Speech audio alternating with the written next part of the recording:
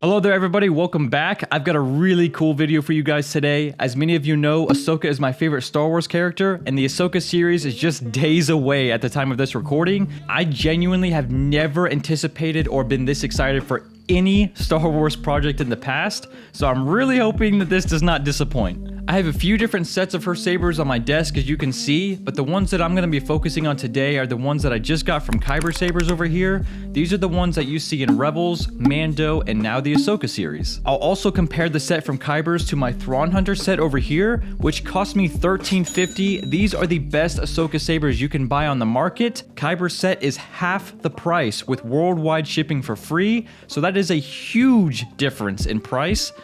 These are a lot more affordable, and really for the price that you're not getting a whole lot more with these other than the looks. So I'm really impressed with this set, and I think you guys are really gonna like these. You can also use my code Tuhqa on anything at Kyber's site. It will help you save some credits, and it will support me a bit as well, so I'd really appreciate that. One more thing before this video starts. Go check out the Galactic Temple on Instagram. I'm gonna pop them up. They sent me over this Ahsoka merch that I'm wearing right now. It has Arabesh on the sleeves in blue and gold, and it looks really cool. I'm a big fan of these colors, this combo. This is now my favorite Ahsoka shirt I own. Other than that, I'm really excited for this review. So let's get into this.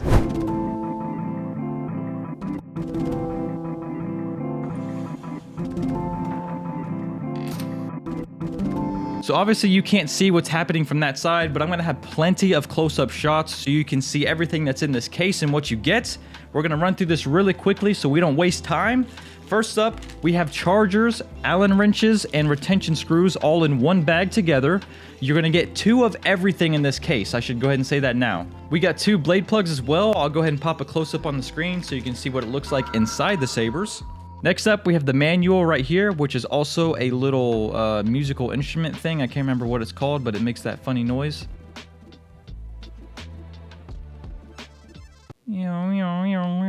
We also have 2 display stands here, and once you peel off the brown wrappings, these are really nice stands. I'm a big fan of these. The last thing in the case is, of course, the blades, and I have a few things to say about these blades. One being that these are 7/8 inch diameter blades, not your standard 1 inch, meaning they're a little bit thinner in diameter and thickness, making them easier to spin, and it will also match the Rebel series blade size a little bit better. It won't be that thin like it is in the series, but it is a little bit thinner than your standard 1 inch blade. You can also choose between a 36 or a 32 inch blade on Kyber's site. I would recommend getting a 32 for both if you want something that's just easier to spin overall, but if you want to have that contrast between the longer and the Shoto hilt, I would get one 36 and one 32 just to give that contrast between the blade lengths. So yeah, something to keep in mind when you're choosing your blade sizes. These are really good blades. These are dual worthy, but I will say that since these are 7/8 inch blades, these might be a little bit easier to break. So I would be careful dueling with a 7/8 inch blade compared to a 1 inch. I'm going to quickly show you guys how to use the sabers so you don't mess anything up, because it's really important. To charge these, all you need to do is take off the face plates, which I've already done for the long one, unscrew the main power button, take out the screw on the bottom over here, and for the small Shoto saber, you're going to do the same thing. Take off the main power button, but on this one down here, there are 2 black screws that you need to remove. I've already done so. And this can slide off, and then let the faceplate fall into your hands, just like that. You can connect your data cable right here. It's still within access, and even the SD card if you really wanted to get to it. But there's not much else to it other than that. Speaker is on the bottom, of course. Alright, let's go over how to use these. This is really simple, very similar 2-button Proffie setup as I've done before in some of my most recent videos like my Star Killer. Main power button right here. Press that once to turn it on and off. You have twist on and off as well if you just want to use motion controls.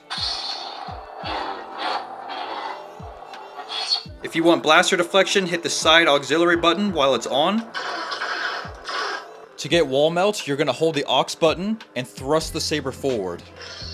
You can see how the tip there is lit up orange.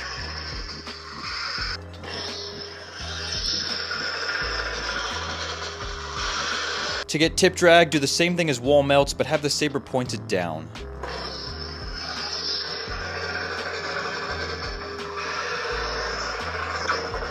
To get lightning block, you're going to hold the main power button and then tap and let go of the aux button right after.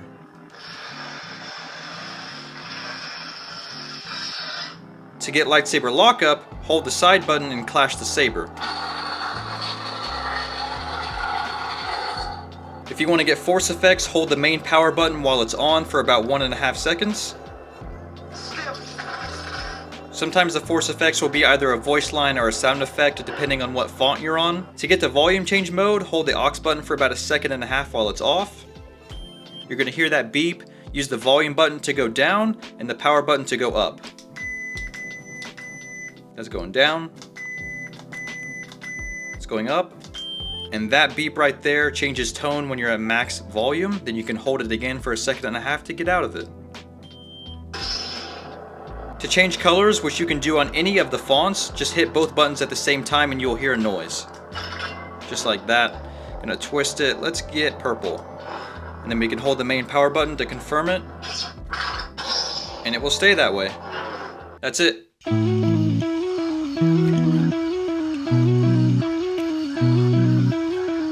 I see the Padawan needs one last lesson.